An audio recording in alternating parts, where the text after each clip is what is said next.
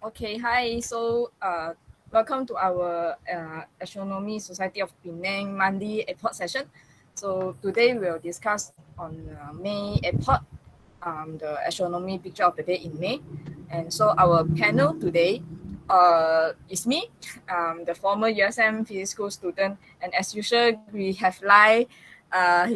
Currently taking PhD in Penang University. So Dr. Chong is busy this month, so he couldn't join us.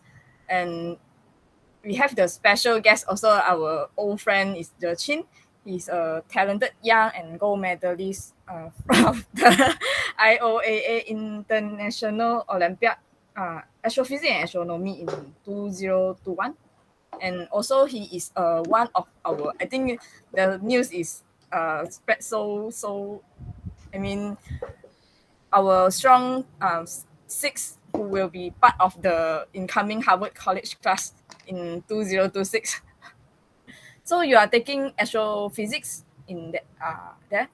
Yeah, I will take astrophysics classes. So another is an old friend Rayan. So he joined us last month. So also very knowledgeable in astronomy, astrophysics. So he is now he's finished his high school study and also applying university. So I will start our APOD session today with today APOD. Let me share screen first. Share screen. You will see a multiple. Yeah, so while Boonway is preparing, just some add-on to our dear audience. So if you all have any questions, feel free to interact with us in our Facebook comment section or the chat session on the right-hand side of our YouTube channel. So Boonway? Yeah. Okay. So today is actually today picture is 28th of May is actually showing a historical supernova remnant. So RCW86. So this photo is hi. Yeah. This photo credits to Martin. I don't know how to read this. So this picture is actually, this supernova remnant is also known as a SN185. So I think this is the process by Martin, and this supernova has been actually recorded in very long time in 185 AD in the Chinese history and also the Roman literature. So it was remain visible in night sky during that time for 8 months, and also the brightness can actually achieve like a mass. So the RCW86 is about 8,000 light years distance from Earth. Is located between the southern constellation of Circunus and the Centaurus. So actually, they are called it in the Chinese history. They are actually called it as something like Nanmen gas stars. So the supernova remnant is actually quite fate to be seen now, but we are still doing many research and studies uh, using the space telescope like Chandra, WISE, NASA. Yeah. So they studied about this supernova. It was actually a Type 1A supernova, and a thermonuclear denotation on a white dwarf star. So it's actually from a white dwarf star, and then it accretes the material from its companion in a binary star system, and then expands and explode. So the supernova happens at that time. Okay, so I will pass the turn to Lai, because I think this remnant has been discussed quite many times. Lai? Okay. So thank you, Boonway. And just for our dear audience information, Boonway is shy to introduce herself as the power of ASP. So Hey. I'm helping her to promote this. Why? She's the Why flower you of insist ASP. want to say this? Okay, so next, let's see the next APOD, which is on the 23rd of May, with title The Once and Future Stars of Andromeda. So Andromeda Galaxy is the nearest galaxy to our home galaxy, which is Milky Way. So it's about 2.5 million light years away. And this image is taken by NASA, National Science Foundation, National Observatory of this Japan, and then Hubble, Subaru, Mayall, DSS, which is the digital sky survey, and also Spitzer. So for Hubble and Spitzer is the space telescope, is space-based telescope, which is orbiting the Earth, and also Mayall, Subaru, and DSS is a ground-based telescope. So Subaru once was the largest single body telescope. Let's see, there's a picture over here which have a diameter of 8.5 meter, located in Hawaii, Mauna Kea, on Hawaii. So this is the observatory, and this is the telescope with the diameter of 8.5 meter. Even though it's owned by Japan, but it's located in Hawaii. The other telescope is this, the Mayall, which is a 4-meter aperture telescope. It's also a reflector. All right, located in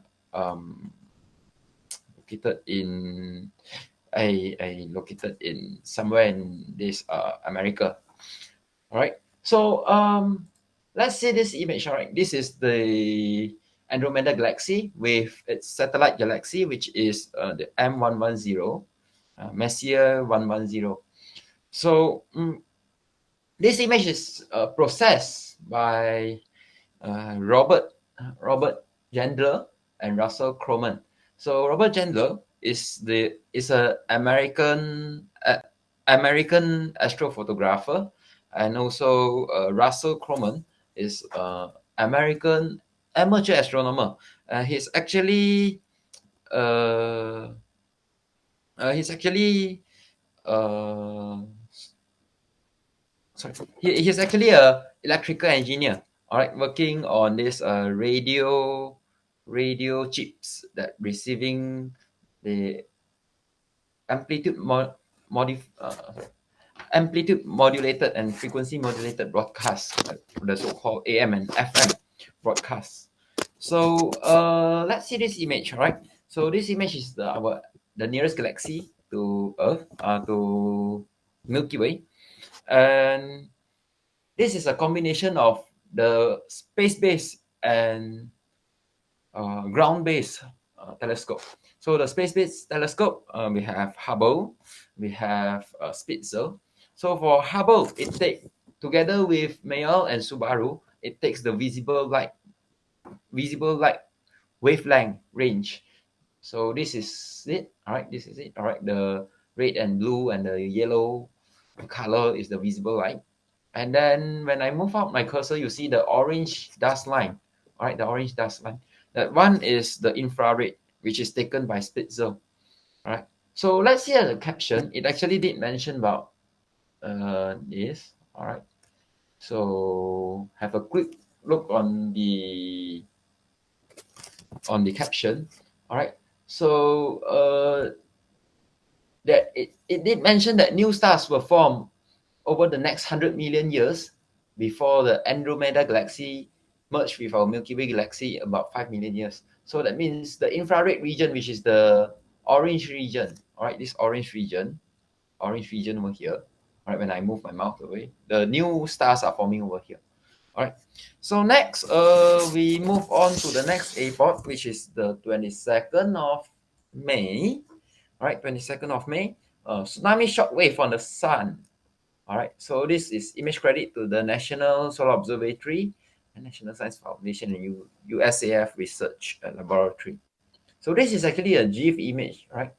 So supposedly it should move, but I don't know why it doesn't show that it's moving over here. Let me refresh and see whether it works.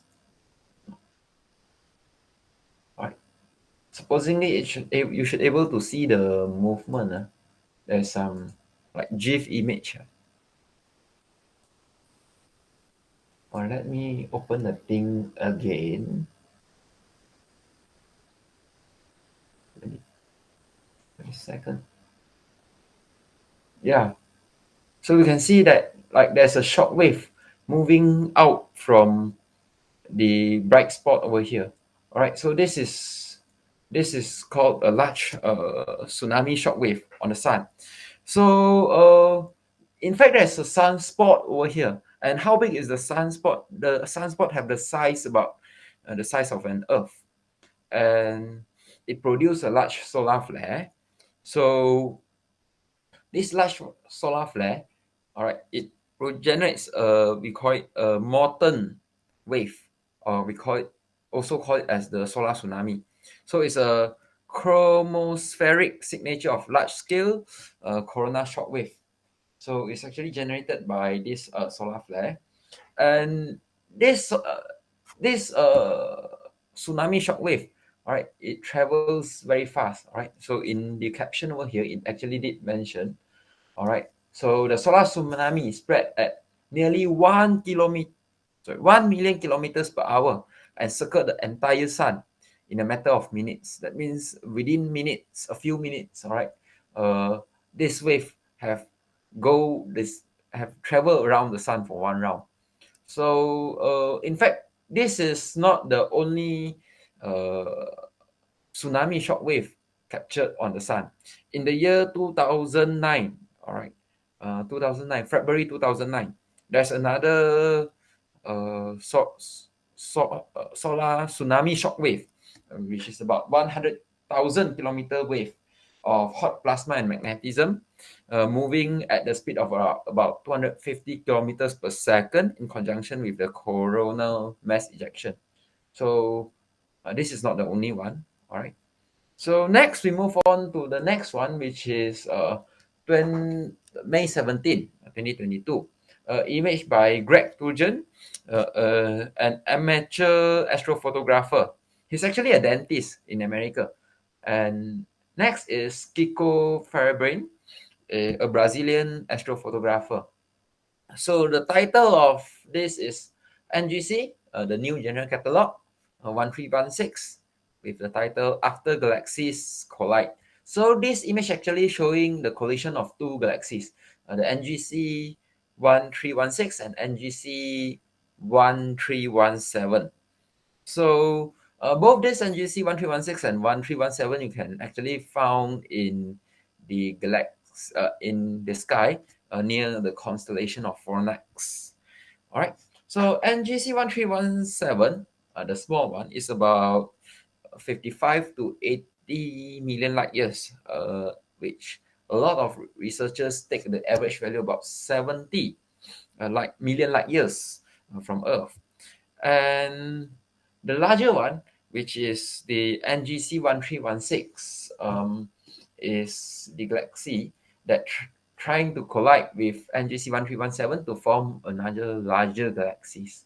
So on the caption, it actually did mention that one thing that remained unexplained is usually the small globular cluster seen faint dot on the image. So in this image, the faint dots behind, all right, the faint dots behind are actually globular clusters.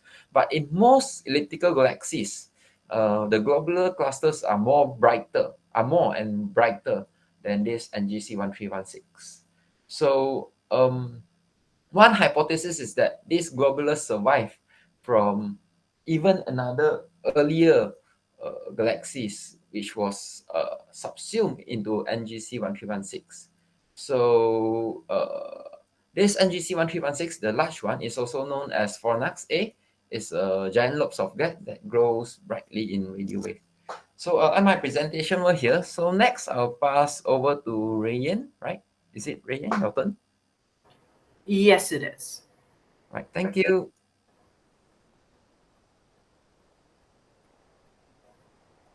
Okay. Can my screen be seen? Yes. Can this be seen?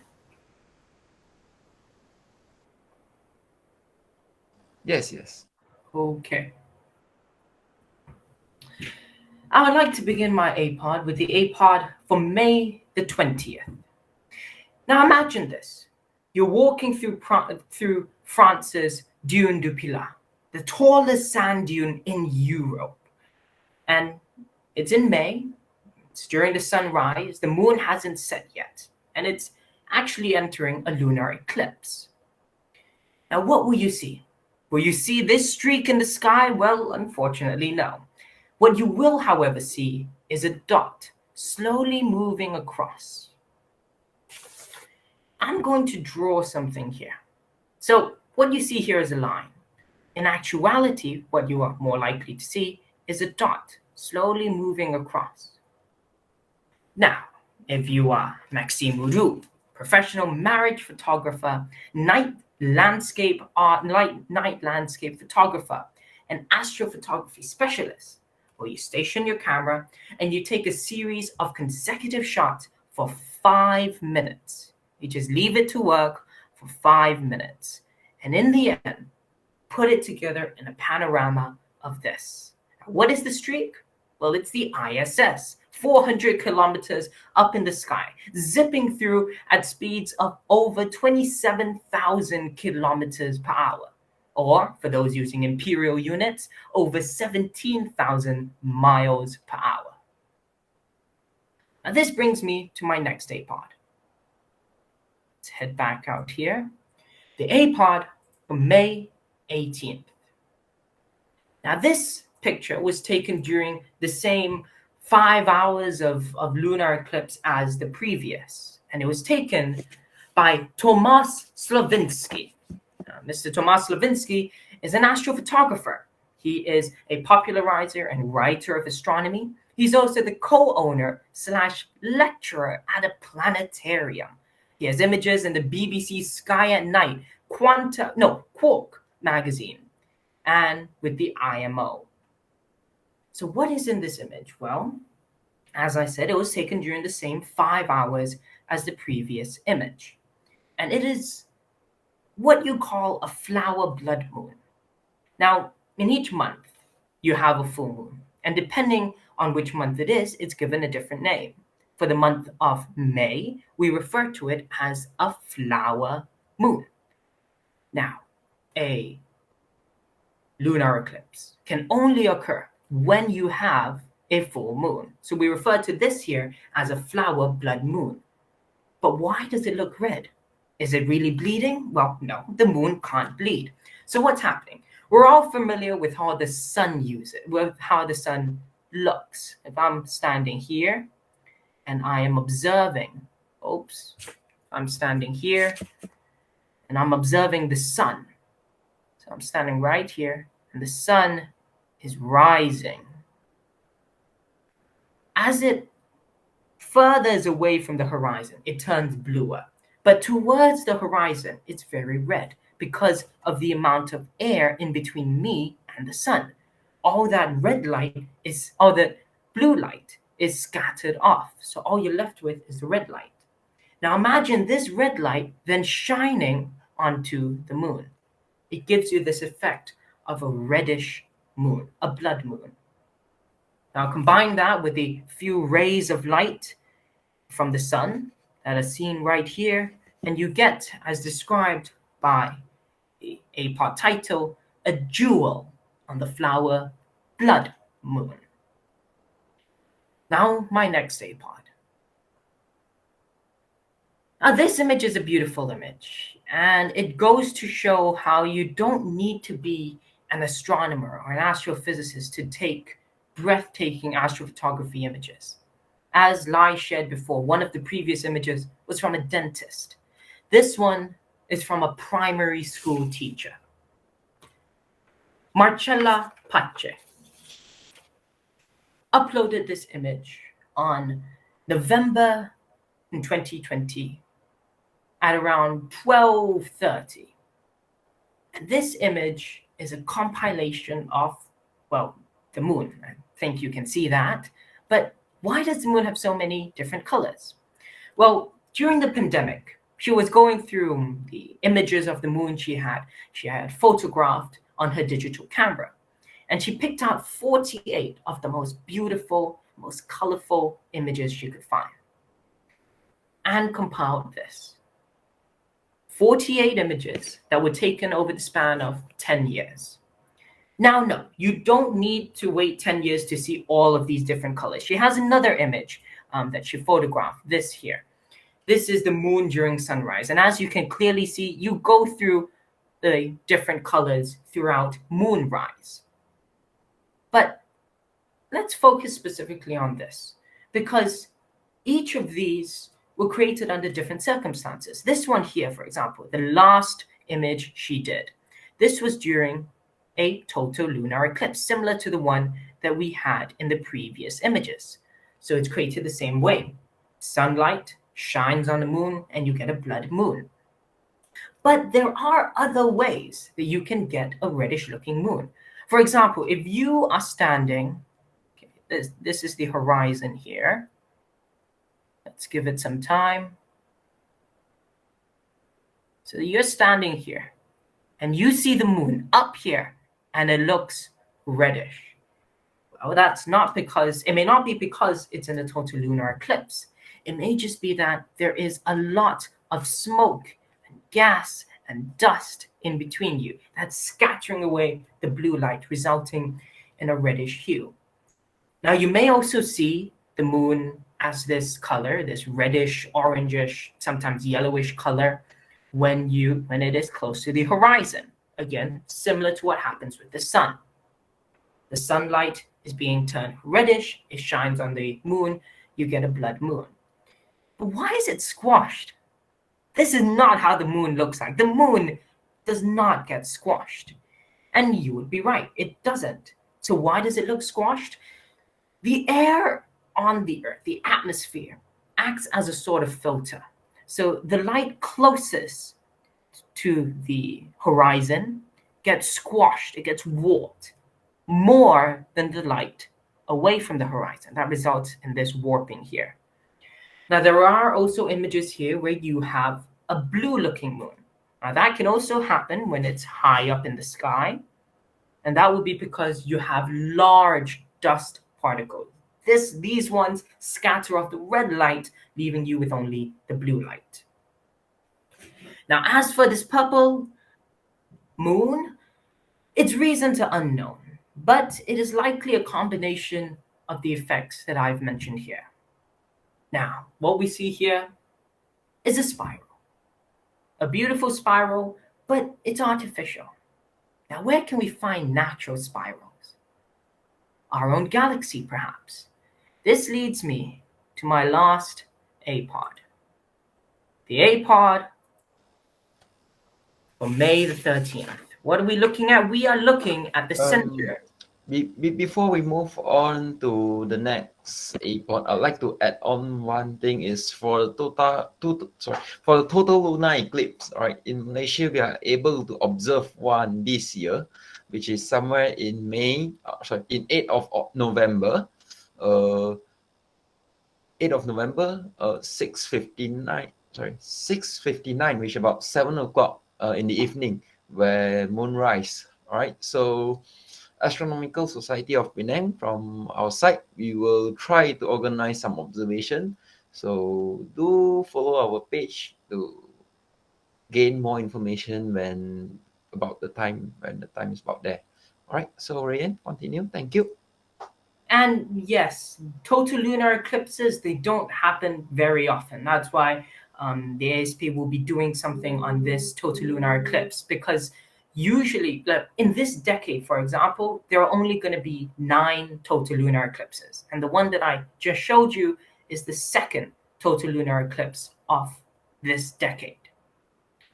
Now, back to this image. So what are we looking at? We are looking at an image taken by the Hubble Space Telescope in the infrared range and the Chandra X-ray Observatory in the X-ray range. Now, these orange patches, these orange-like patches, they are from infrared, and the others are from X-ray. Now, just to share the difference in actual size of these two images, this bigger image, the entire width in the actual universe, is 360,000 times wider than what we're seeing here. So what is this? Well, if we were to zoom into the center of our Milky Way, 200,000 billion kilometers away from our planet Earth, it is seen that there are many stars that are orbiting this object, and they orbit it very fast. One has been calculated to have moved at around 86.4 million kilometers per hour, or about 53.7 million miles per hour. Now, though it was thought to actually be a supermassive black hole with a mass over 4 million times that of our own sun at 8,000 million billion kilograms. Now I'm going to play this short animation. This is from the European Southern Observatory to get an idea of what we're looking at. So this is planet Earth, and there you can see the Sagittarius constellation and Scorpius constellation. Now, as we zoom in to the video through the animation, we pass by the stars, we pass by galaxies, and then we get to something truly spectacular. Located in the Sagittarius constellation is this object. For that reason, it has been named the Sagittarius A star, or SGR-A asterisk. And there it is. This is what I'm going to spend most of my time talking to you about. So let's head over to Krita here. Now, a black hole, as this is, has an event horizon. The event horizon is what's known as a point of no return. If anything gets inside the event horizon, it is falling straight into the singularity. Singularity is a point in space of infinite gravitational attraction that the moment you reach the event horizon, you pass it, you are going in. You are going to be spaghettified, as they describe it. You're stretched so far. Now, the event horizon of this specific black hole, Sagittarius A star, is about 44 million kilometers in diameter. So let's just write that here, 44 million kilometers in diameter. Now that may seem big, but the sun, it's about 1 million kilometers. So if we were to compare, this black hole is 44 times bigger than the sun, yet 4 million times its weight. That's what makes it a black hole. Now this image here is the first proof that there really is a black hole in the center of our galaxy. Now let's talk about it. Why is it orange? What is this orange thing?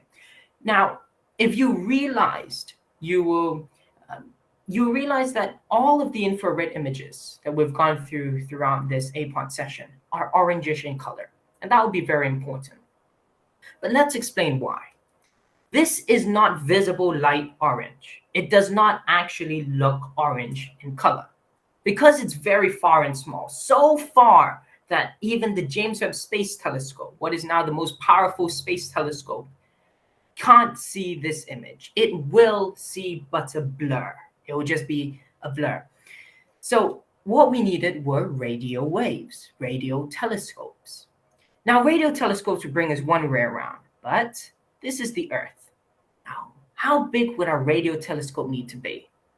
It would need to be the size of the Earth. And that just can't be done. So the Event Horizon Telescope, an international collaboration with over 60 institutions in over 20 countries and regions, decided to use 8 radio telescopes in Chile, Mexico, Spain, the US, including Hawaii, and at the South Pole to take this image. So what happens? Well, all of these telescopes, they collect data. This data was collected in 2017, and each pair of telescope would be observing this patch of the sky for hours on end. Not just minutes, not just take a few photographs, but for hours. And the total size is about 3.5 petabytes, or 3.5 million gigabytes. This USB drive, if you can see it here, holds 8 gigabytes. You would need over 400,000 of these USBs to hold the information necessary, to hold the data necessary to create this image. And believe it or not, they hand carried the hard drives. I can show you an image of the hard drives right here. They were hand carried from the observatories to MIT and the Max Planck Institute for Radio Astronomy. From here, they were put into supercomputers and analyzed.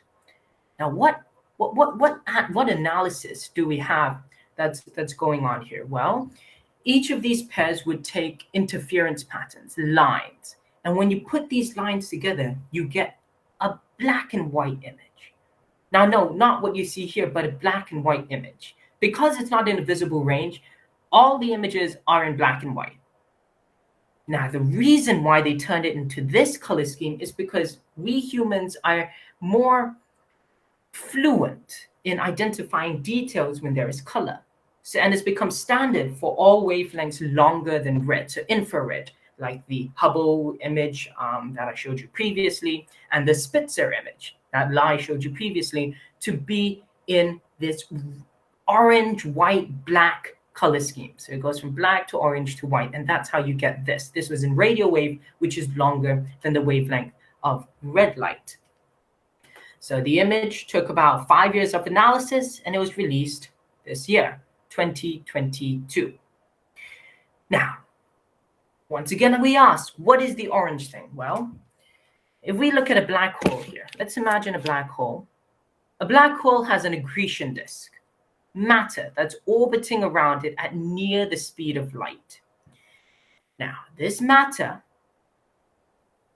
is about, from the singularity, 66 million kilometers. Now, could that be what this disk here is? What this inner barrier refers to? No, this inner barrier is actually about 57 million kilometers. So it's not this accretion disk of matter. So this is at 57 million. Now, what else could it be? Well, maybe it's light. There is a photon sphere that exists outside of the black hole, say about here. But this disk is around 33 million kilometers away. So still, it's not quite there. It's inside. Now, what is this photon sphere? This photon sphere is a place where the gravity is so strong, light has to orbit the black hole and then go in. It does not quite escape.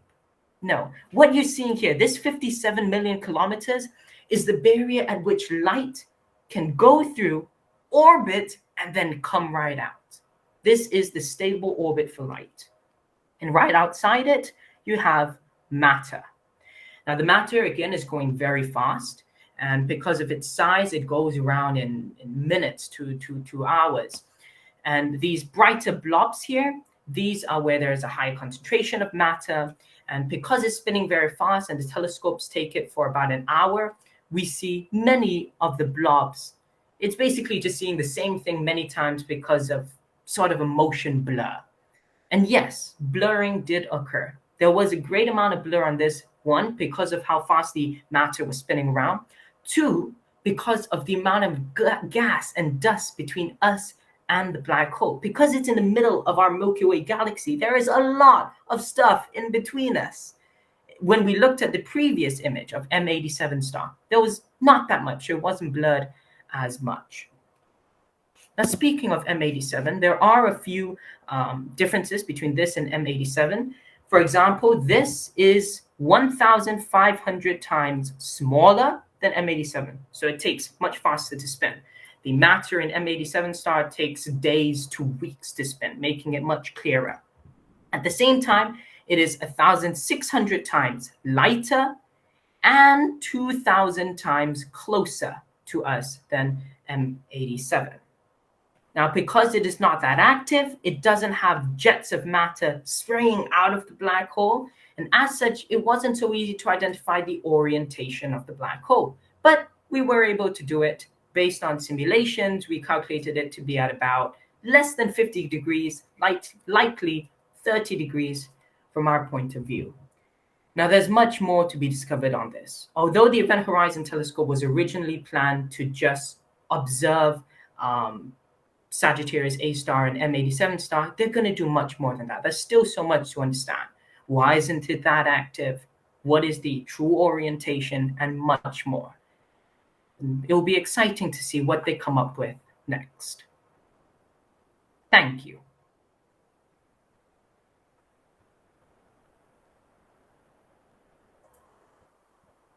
Okay, so thank you, Ryan. So I think it's my turn to present my APOD. So my first APOD is May 14. So let me share my screen. May 14. Okay, so this is a very interesting picture. Okay, so this is a meteorological phenomena, and this is actually not the sun. Okay, so this is actually the moon. This is a moonlight.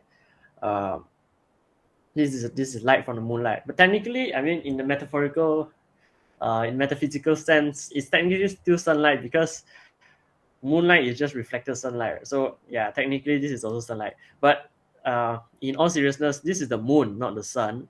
And this, even though it looks like a rainbow, it is fundamentally different from how rainbow works in slight manners. So when you see photos of rainbow, you won't see the sun in the middle of the rainbow. Do you notice that?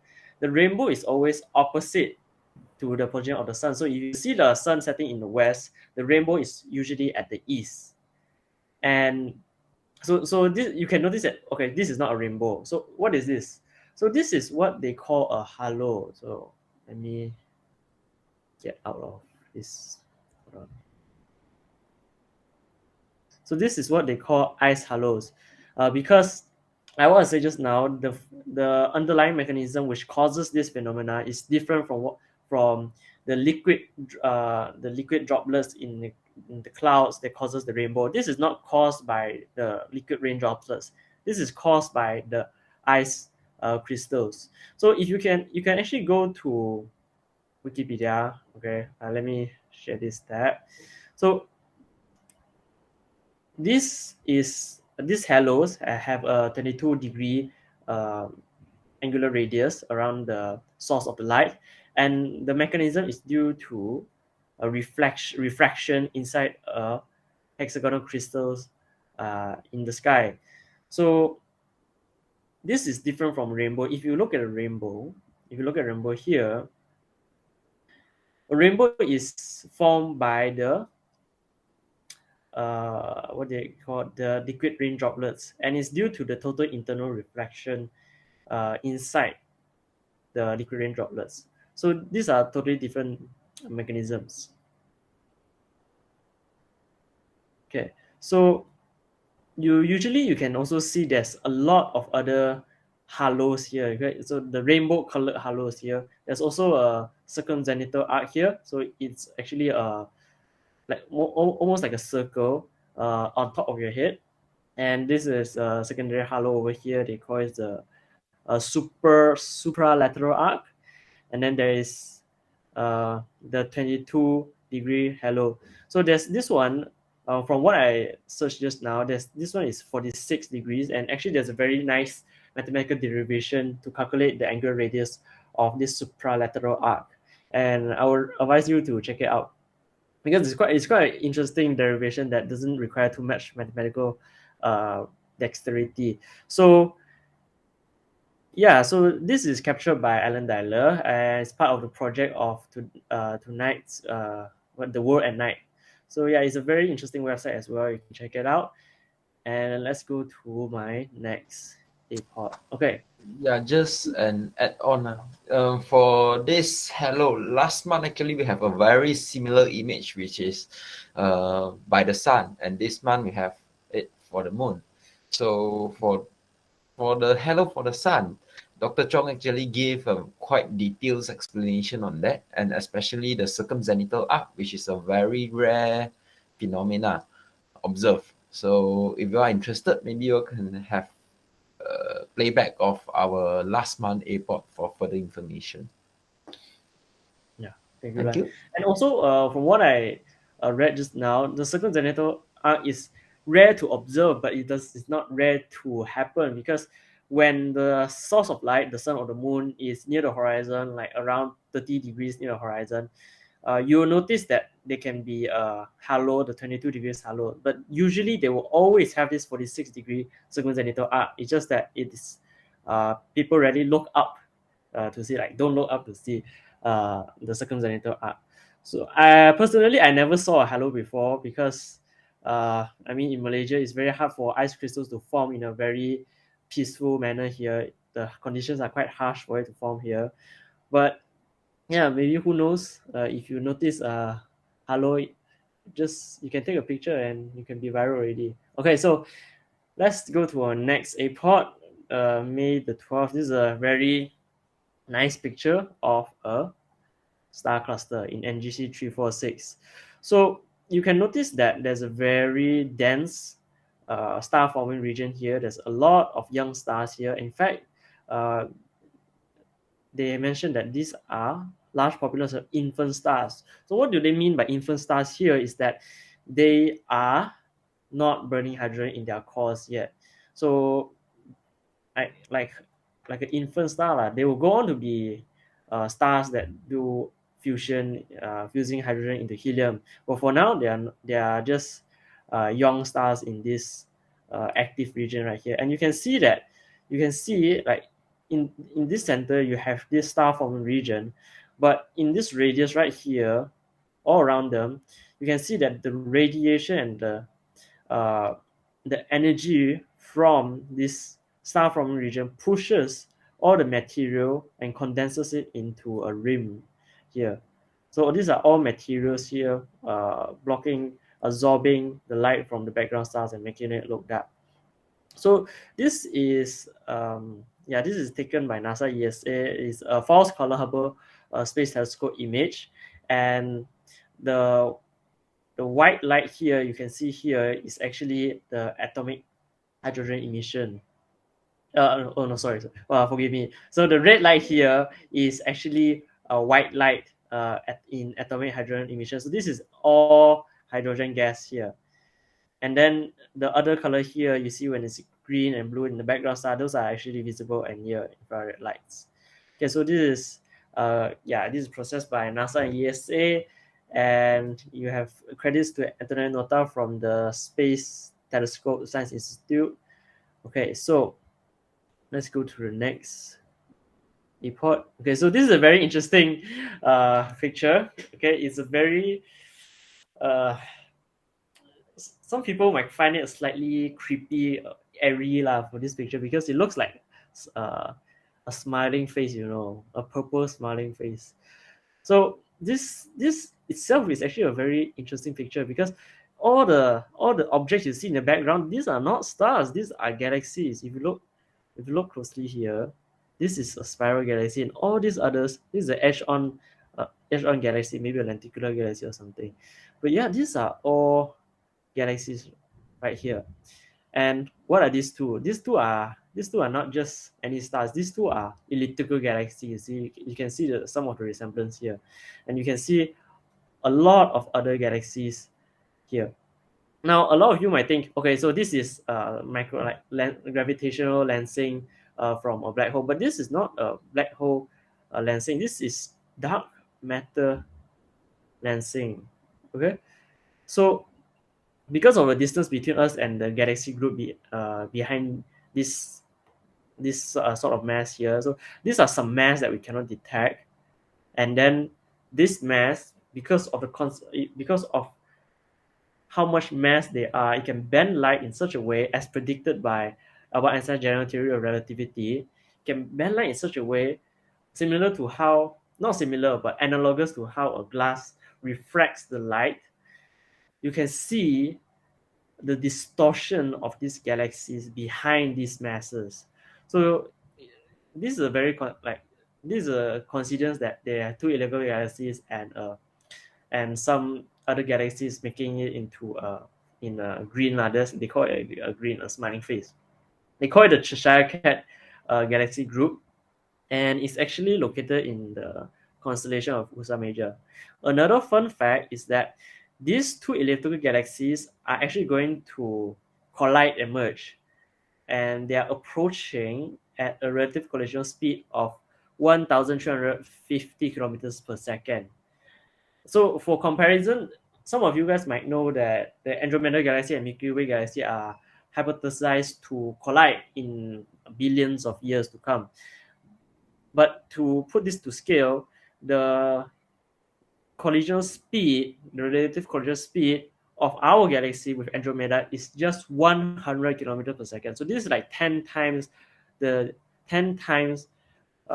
speed that the galaxy is coming to us. So due to the speed here,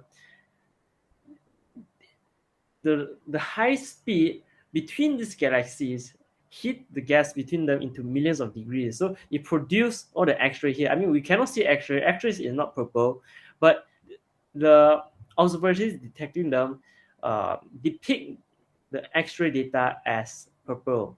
So the observatory is the NASA's, I think is, yeah, the Hubble Space Telescope for NASA, and also the Chandra X-ray Space Observatory. With credits to Jimmy Irwin. And yeah, there's actually some optical data in here as well. I think this spiral galaxy looks optical. Yeah, and otherwise all the purple ones are actually X-rays.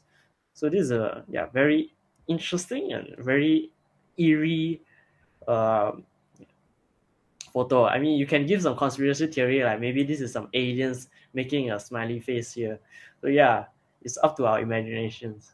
So I think that's all for my APOD. Pass to Boonwei. Yeah, so I will continue to talk about the APOD. Let me share screen.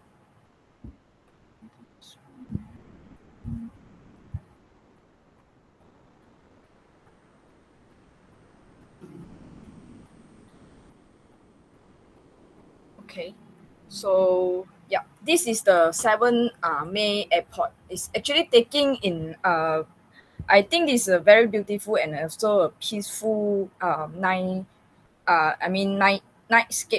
photograph nightscape picture taken by the Tara Mostofi. He is also a professional photographer. Yeah. So this is actually taken in Yosemite National Park, and he is taking for the Hostel 4. So this is the Hostel 4. So actually, in most of the year, this Hostel 4 is um, not so well recognized. It's actually a less remarkable waterfalls in the Yosemite, because you can see it's a quite small stream, and eventually he will dries up in the summer months and then disappear in the whole year. But in February, this waterfall, it actually create a very international celebrity, because you could see it as a fire fall here.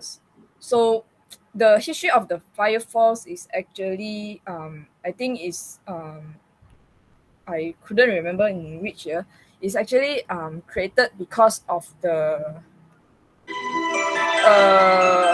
glacial point of the hotel owners. He actually paused the fireworks from the campfire, the bonfire, from the edge of the cliff, and then when it's slowly falling down of these red hot embers, it actually looks like a very nice firefall. So in the February, so they captured by one photographer, Galen Rowell. He actually captured this hostel as a firefall because at the right moment, the setting sun is actually hits the waterfall at a very right angle, and then we will create this glowing and orange red side. But Tara, he captured this in night. So this is the moon. You can still see the stars here. So it captured in night and in a full moon night. And so when the moon is setting, at also the very right geometry, and also when the light is also at the lowest optimum point, so the moon rays actually refract the granite behind the waterfall and create this beautiful firefalls by the moonlight.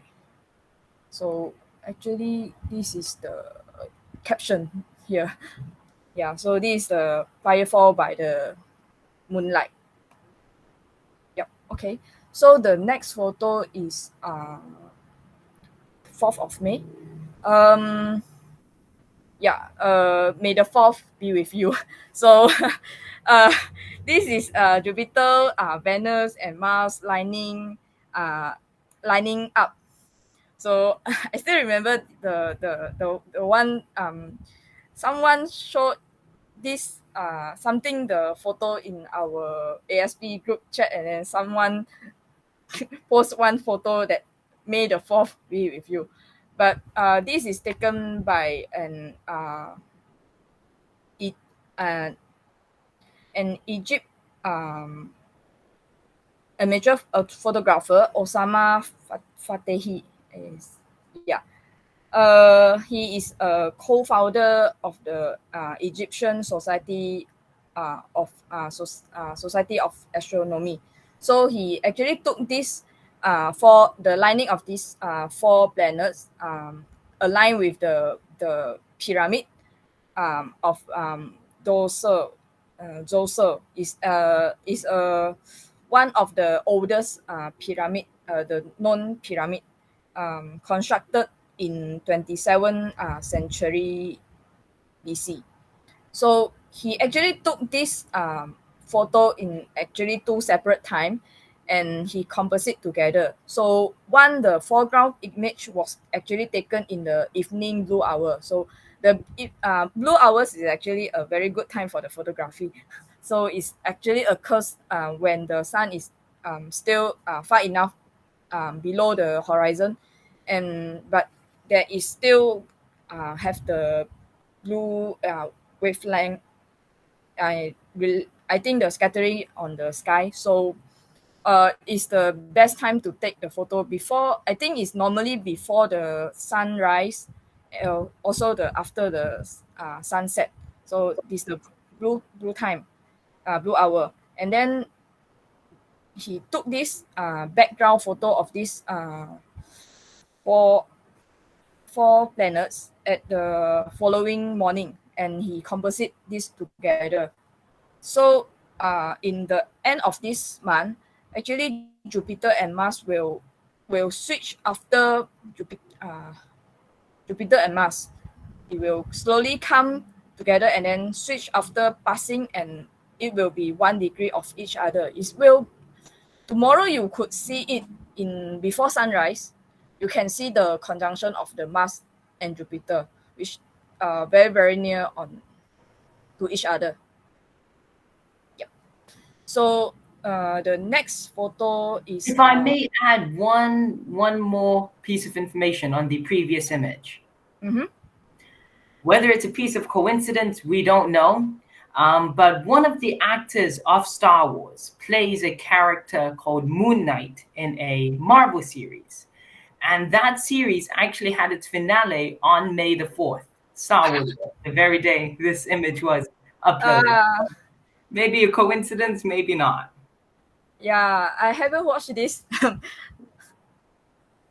Okay, so the next one is this one is actually the playlist, the 7 Sister Stars, and this one is actually not a comet, but is our planet Mercury. Yeah, so you can see this. Yeah, so this is actually the tail of the Mercury. So why do the Mercury has the tail is because of he has at the atmosphere of the Mercury contains actually a small amount of the sodium atoms. So the atoms will grow when they are ionized by the sun ultraviolet radiation. So it's actually similar like the process of I think our auroras, and the sunlight liberates the atoms from the Mercury surface and then push them away and showing the tails behind. So the Mercury tails is actually made up of many elements. So this the NASA robotic messenger spacecraft is actually studied many. The messenger is studied the details of the Mercury tails, and then but why we could see this long tail and we are saying is sodium is because sodium is actually does a very very good job for to scattering the yellow light. So that's why we are seeing the Mercury with the yellow light tail, and this is why we are actually saying this is the sodium tail. So the Dr. Sebastian is also taking this photo to is taking this photo with a filter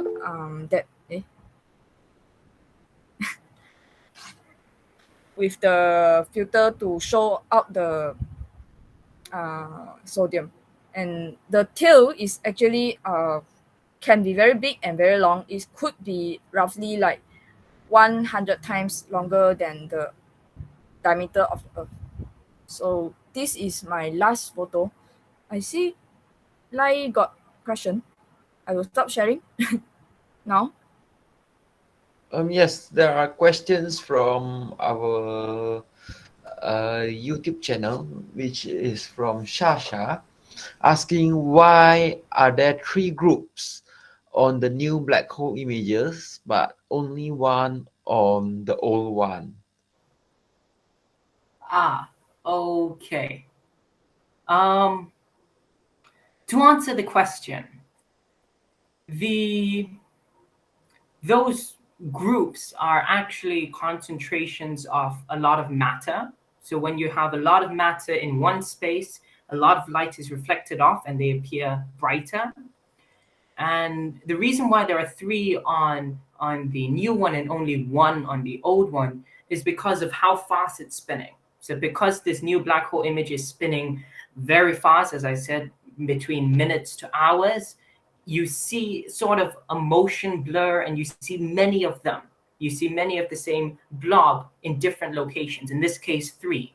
But with the first image, there's only 1 blob because it's moving very slow in rates of days to weeks. So there isn't that much of a blur. And if you realize some of the blobs are actually brighter than others, that just depends on whether they're facing us or whether they're facing elsewhere. So when it's facing us, it looks brighter. When it's facing something else, it looks darker. I hope that answered the question.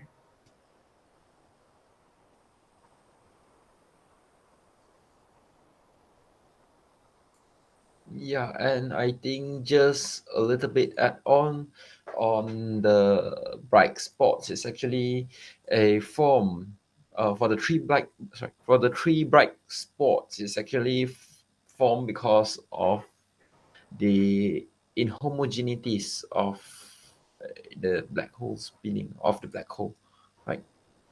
So there is only one question we received from the YouTube channel. And from the Facebook site, let me check. There's no questions from the Facebook site. So yeah, I think more or less this is about it for our session today. And just some add-ons, additional information. So to all our audience, if you all realize this month we actually have the very last Astro Cafe session, because we are slowly resuming our offline, our face-to-face physical stargazing session. and on the second week of every Saturday, on the second Saturday of every month. So replacing this Astro Cafe session with the offline physical stargazing session. So we have stopped our Astro Cafe session, but we will have it if we have any special event or we have any interesting topics that we are going to discuss. Then we will have it once in a while. And our Astro chat session and our APOD virtual tour session will be continued as usual.